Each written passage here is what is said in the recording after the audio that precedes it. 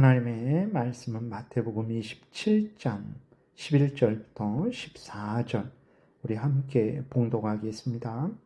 예수께서 총독 앞에 섰음에 총독이 물어 이르되 내가 유대인의 왕이냐? 예수께서 대답하시되 내 말이 옳도다 하시고 대제사장들과 장로들에게 고발을 당하되 아무 대답도 아니하시는지라.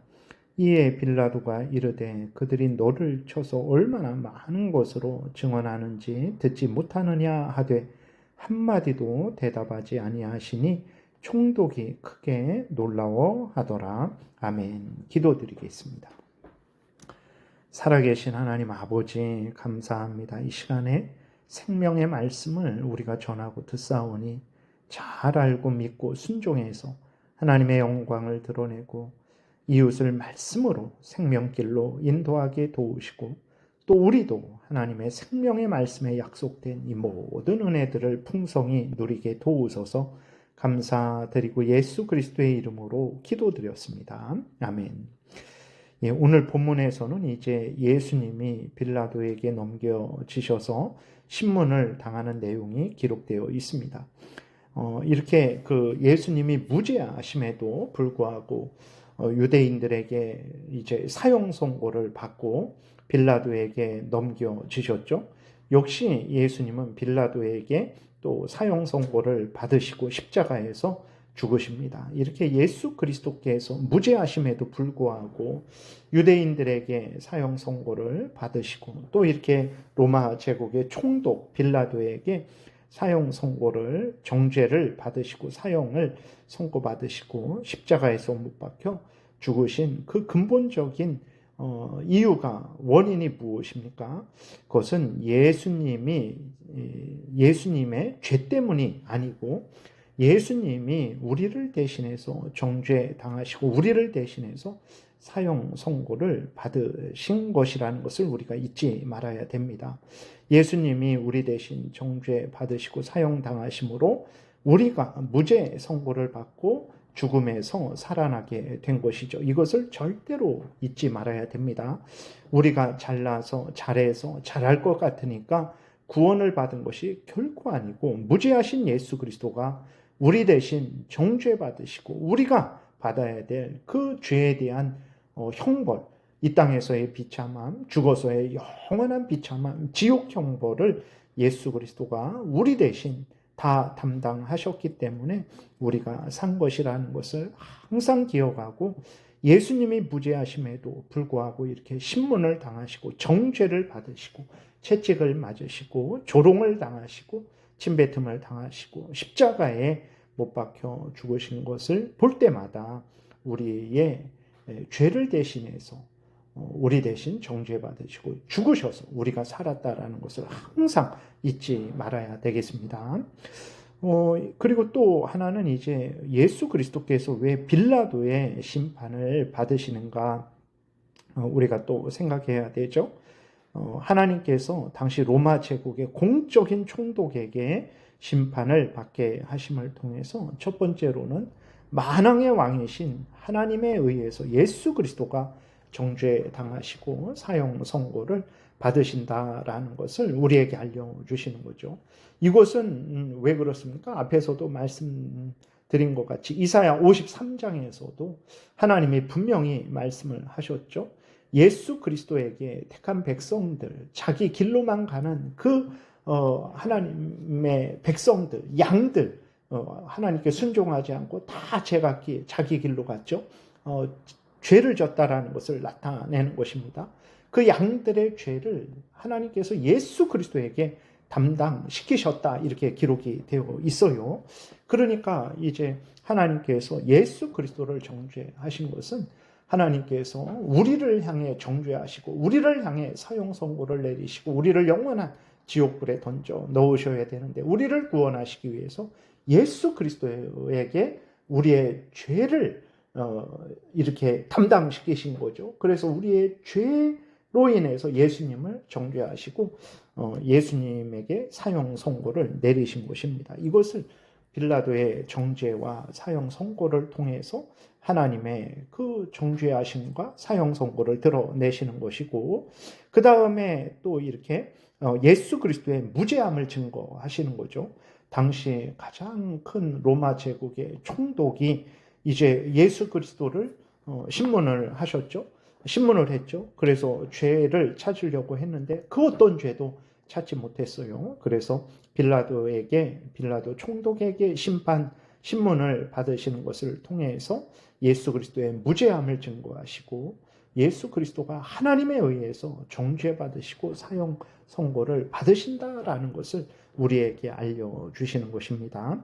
11절 12절에 보게 되니까 예수께서 총독 앞에 섰음에 총독이 물어 이르되 내가 유대인의 왕이냐? 예수께서 대답하시되 내 말이 옳도다 하시고 대제사장들과 장로들에게 고발을 당하되 아무 대답도 아니하시는지라, 이렇게 기록이 되어 있습니다. 이제 대제사장과 장로들이 예수 그리스도를 총독에게 넘겨주고 아주 이 사람은 살려둬서는 안 되는 사람입니다. 이 사람은 이 나라를 크게 혼란케 한 사람입니다. 이 사람은 이런저런 죄를 진 사람입니다 하고 수없는 그러한 거짓으로 예수 그리스도를 이제 고발을 하는 거죠. 그때 특별히 이제 유대인들은 예수님을 빌라도에게 넘기면서 예수님이 그리스도라 해서 신성모독의 죄를 범했다라고, 자기들은 그래서 사형이다라고 이렇게 말을 했지만, 이런 것도 했지만 또 거기에 추가한 것은 무엇입니까? 유대인의 왕이라 했다. 이 예수라는 사람이 자신을 유대인의 왕이라 했다. 유대인의 왕은 로마 제국의 황제인데 이 예수라는 사람이 자신을 유대인의 왕이라 해서 로마 제국의 황제에게 모독을 했고 반역을 했다. 그리고 이제 로마 황제에게 세금을 내지 말라 했다라고 하면서 온갖 것으로 이제 예수 그리스도를 모함을 한 거죠. 로마 제국에 반역한 사람이니 절대로 살려둬서는 안 된다라고 빌라도에게 고발을 한 거예요. 그래서 빌라도가 예수님에게 내가 유대인의 왕이냐라고 이렇게 물은 거죠. 예수님은 이제 내 말이 옳도다라고 말씀을 하세요. 예수님이 유대인의 왕이다라고 말씀을 하신 거죠. 이때 예수님이 유대인의 왕이다 말씀하신 것은 로마 황제와 같은 이 땅의 왕이다라고 말씀하신 것이 아닙니다. 만물을 창조하시고 주관하시는 주권자로서 이스라엘의 하나님이시라는 것입니다. 로마 제국 황제와 비교할 수 없는 지극히 존귀하시고 높으시고 전지전능하신 창조주 하나님으로서, 전능하신 하나님으로서 온 천지 만물을 주관하고 다스리시는 하나님으로서 이스라엘의 왕이라는 거죠. 그리고 이스라엘을 하나님께서 하나님의 백성 삼아주시고 그들의 하나님이 되어주셨죠. 이러한 차원으로서 이스라엘의 왕이라는 거예요. 그런데 이제 이스라엘 백성들은 자기들의 참된 왕을 받아들이지 않는 거죠. 자기들의 참된 왕을 십자가에 못 박아 죽이는 것입니다. 그리고 로마 빌라도 총독도 참된 왕이 누군지 깨닫지 못하는 거죠. 눈에 보이는 로마 황제만이 참된 왕으로 여기는 거죠. 그래서 이제 예수 그리스도가 로마 황제를 모독하고 자기가 왕이라고 했는데도 죽이지 않는다면 어떻게 합니까? 로마 황제의 부하로서 로마 황제를 또 반역한 것이 되는 거죠. 그래서 이제 빌라도가 예수 그리스도를 십자가에 못 박아 죽이라고 사형 선고를 내린 것입니다. 여러분, 오늘 대한민국에 사는 그리스도인들에게도 그리스도인들의 왕은 누구입니까? 당연히 예수 그리스도시죠. 그러나 세상 사람들을 이를 이상하게 여깁니다. 아니, 대한민국의 대통령이 국민의 대표지 무슨 예수 그리스도가 왕이냐라고 우리를 조롱을 하죠. 물론 대한민국의 국민의 대표는 대통령이지만 그리스도인들의 참된 왕은 누구입니까? 만왕의 왕이신 예수 그리스도라는 것은 분명한 명백한 사실이죠. 그리스도인들은 이것을 항상 생각해야 되는 것입니다. 그래서 세상의 대통령께는 세상의 대통령으로서 순종을 해야 되는 거예요. 그러나 우리의 참된 왕이신, 만왕의 왕이신 예수 그리스도를 우리는 경외하고 사랑하고 섬기며 순종해야 되는 것입니다. 그러나 오늘날에도 세상 사람들은 예수님이 왕이심을 싫어하죠. 왜냐하면 예수님을 왕으로 두면 어떻게 합니까? 세상의 통치자들은 자신이 방해받는다라고 생각을 합니다. 자기 마음대로 또 통치를 해야 되는데 이제 그리스도인들이 예수님을 왕으로 둔 그리스도인들이 그것은 우리 왕의 뜻이 아닙니다. 당신은 만왕의 왕이신 예수 그리스도의 뜻을 따라서 하나님의 뜻을 따라서 올바로 정치하세요라고 하는 것을 싫어하죠. 그래서 북한이나 중국이나 이슬람권에서 열악한 곳에서 어떻게 합니까? 예수 그리스도를 믿는 사람들을 조롱하고 멸시하고 핍박하고 죽이는 거예요. 자기들 마음대로 범죄하고 자기들 탐욕을 위해서 살아가는데 그리스도인들이 이제 걸림돌이 된다라고 여기는 거죠. 이스라엘 사람들도 그랬죠. 자기들 마음대로 살아가고 싶은데 예수 그리스도가 너희들의 참된 하나님의 뜻은 이것이다. 너희들이 잘못하는 것이다. 말씀을 하시니까 이제 자기들 마음대로 살아가지 못하니까 예수 그리스도를 죽이는 거죠. 빌라도도 예수 그리스도가 죄가 없는데도 빌라도를 정죄하고 죽이죠. 자신의 인생길에 예수 그리스도가 방해가 되기 때문이죠. 빌라도는 많은 그 고발을 듣고 그 많은 죄목에 대해서 신문을 했습니다. 그러나 예수 그리스도는 일체 대답하지 않으셨어요. 13절, 14절 보니까 이에 빌라도가 이르되 그들이 너를 쳐서 얼마나 많은 것으로 증언하는지 듣지 못하느냐 하되 한마디도 대답하지 아니하시니 총독이 크게 놀라워하더라. 그러죠. 상식적으로는 많은 고발을 당하게 될 때 자기가 죄가 있어도 죄가 없다라고 말을 하죠. 더더군다나 죄가 없는데 모함으로 이렇게 거짓으로 고발을 당하게 되면 아주 자신은 죄가 없다고 이제 펄쩍 뛰면서 자신을 변호하죠. 그러나 예수 그리스도는 한마디도 대답하시지 않으신 거예요. 왜 그렇습니까? 앞에서도 말씀드렸지만 이것이 하나님의 뜻이기 때문이죠.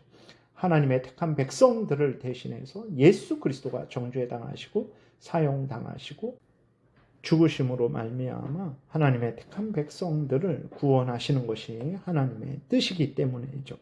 그래서 하나님의 뜻이 이루어지도록 예수 그리스도는 최소한의 말씀만 하신 것입니다.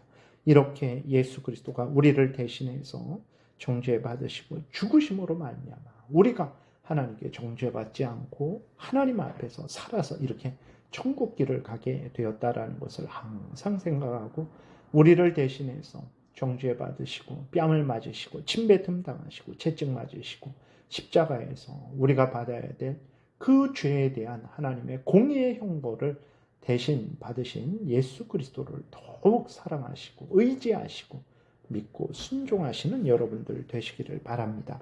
기도드리겠습니다.